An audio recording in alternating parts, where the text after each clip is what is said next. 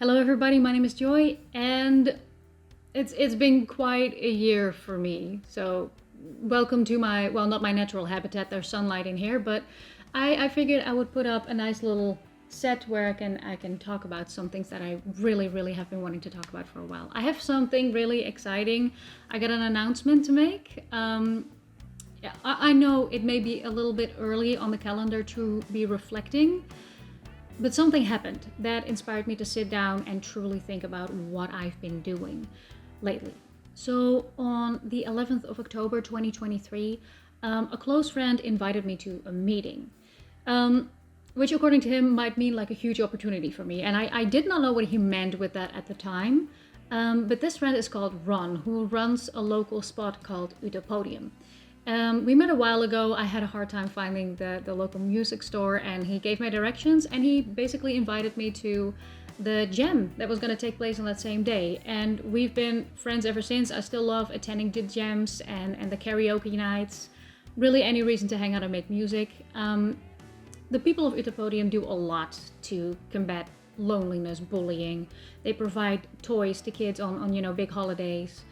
They organize events for poets and musicians. They basically provide a place and the instruments for people to get creative. So while nervous, this invitation turned out the best thing to have happened to me ever since I moved to the city. Ron is still one of my best friends, but let's get back on track for a second. Okay, so this meeting that I was gonna go to, he explained that there's this initiative called Rep en Roer, which is a project for local artists who, for one reason or the other, have a bit of a hard time achieving their goals, or maybe rather invisible to the traditional roots of getting yourself out there. I told him this seemed really cool, but also quite scary. I had never really performed outside of Utopodium before. I never shared any of the songs that I wrote, aside from maybe the occasional YouTube video. I was usually too scared to be doing that anyway. He reassured me that I wasn't going to be put on the spot, but that these sort of things are supposed to be scary and that that's perfectly fine. Now, I kind of could have seen it coming when Ron asked me to bring my guitar to this meeting. That definitely wasn't an audition. But after the meeting, I found myself in a room with this lady. I had never met her before, and I played a few of my songs, and she gave me some feedback. She gave me some more information on the project, but I must not have absorbed a lot because I was quite dazed by the whole situation. But this was the first step. Not only a first step in me trying to work on my anxiety and my mental health in general, but the first step on me getting to create my first EP. And that's the announcement. I was advised to do a 10-day countdown. And I can't think of a better way to do that than to reflect and mention the many people that I feel a lot of gratitude towards. So tomorrow I'll be telling you a little bit more about this mystery lady, with who I had this definitely not an audition.